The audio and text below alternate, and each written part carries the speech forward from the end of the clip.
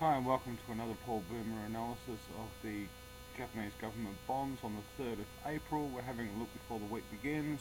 Last week we had a look in here on the 1 hour chart and we noted that it was inside the Kumu and directionless, and we were looking for the new trend to begin. And this little channel here, I noticed that if we expand that out, we can then pick up pretty much exactly where support has been. This being too tight, we can bring that back up into this area. We'll straighten it, expand it, and we're going to use this as a reference line during the week. Grab it and we can bring it back into here. So that shows that that forward or future Kumu is roughly in that angle as well. We've dropped out of the cloud. We've got the 9 period, the 26 period in the right order. The forward cloud is in bear formation and we've got the lag line clear. So currently we have clear direction that we're going lower. We've also broken lower than this point here, which being the, I don't know, about a 7-day low, and we bring back in the March. Close that there, click, drag that off, and now I can expand back in, and now we see that the initial reaction, big drop, and we're now in that zone of the gap. I'm going to quickly move forward into the daily. We see that the price is still interacting with the Kumu and it was held by the Kumu. We also see that the lag line is pretty much sitting in there with the old 26 and holding the 9. So currently it's not a confirmed bear area, but if price stays underneath this area, it's going to become free during this week.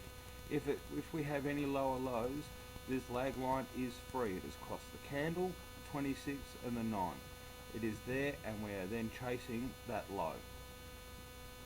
Beyond that, we've just moved into a bear, but when it's thin and changing around like this, I look at that as being a period of congestion, of consolidation, and we're still waiting for the direction. The natural way it looks is still to go up north, and we've got this interesting little point here which was created here. It's the half between the pink and the red line, just sitting here at that 140 level still.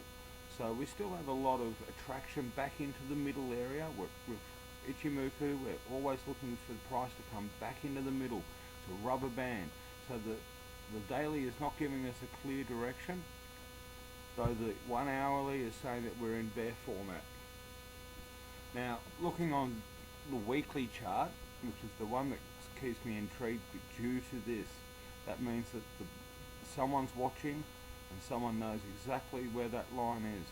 Now, we're still dropping, we're in bear formation, forward cloud is in bear, we've got the 9 period underneath the 26 period, but it's not confirmed. With the Ichimoku, it's a system.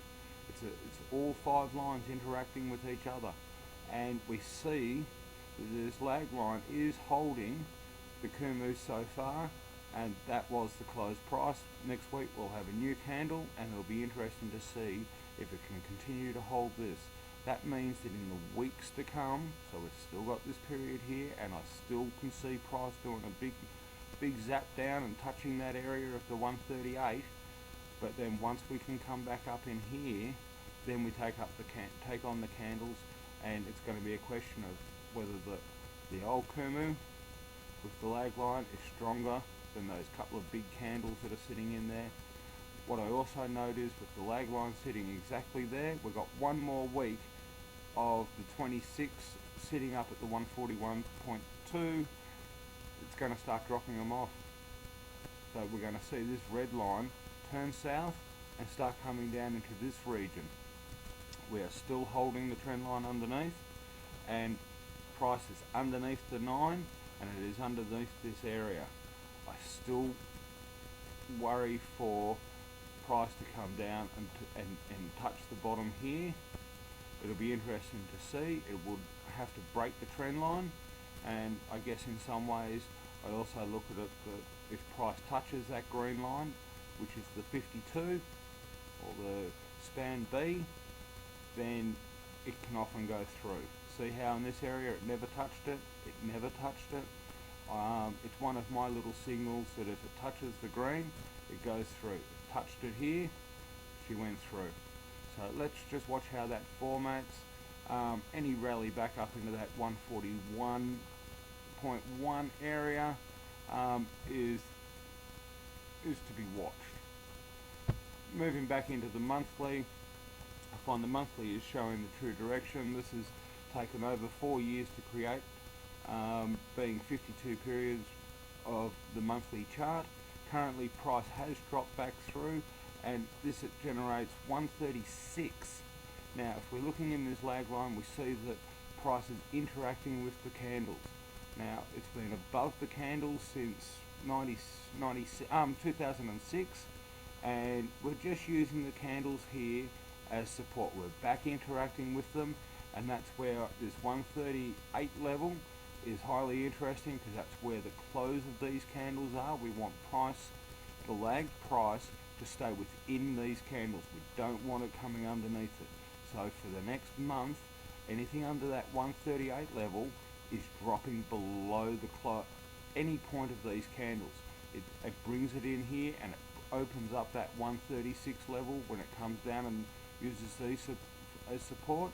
Otherwise you are right back down here into that 134.5 level. I'd like to see support hold at that 138 level, and then in the coming months it climbs back up through here and then takes on this old high.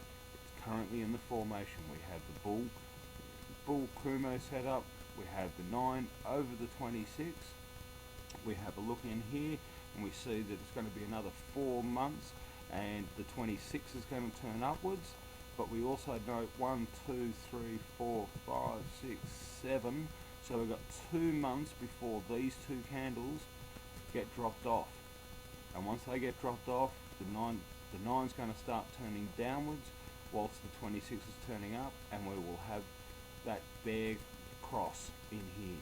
It's above the cloud, candles are still above the cloud, so it's a weak signal, but it's still a signal. So I'm still looking for in this area as being support, but this is the main little spot that I'm watching. Thank you, hope that helps.